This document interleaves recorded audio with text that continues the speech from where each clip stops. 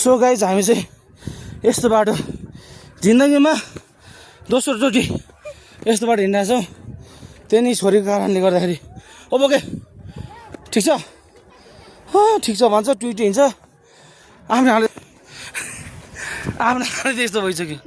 नानीतलाई कस्तो भइरहेछ गाह्रो हो भने कस्तो बाटो आयो होला यो किन ल्यायो होला है। न्यु इयरमा अनि यस्तो नयाँ वर्षमै हामी यस्तो हार्डवर्क गर्छौँ त्यसपछि अनि अरू बेला त हुनु पर्यो नि ल। मम्मी म थाकिसकेँ हिँड्दा हिँड्दा।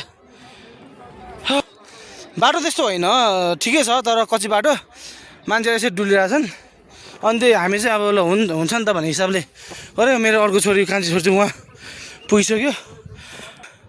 मेरो अर्को छोरी चाहिँ स्यास्या हुँदै हिँड्नु परिरहेछ। मम्मी बचाऊ। सो यस्तै छ गाइस माथि पुगेर अरू भिडियो बनाउनेछौँ थोरै थोरै है।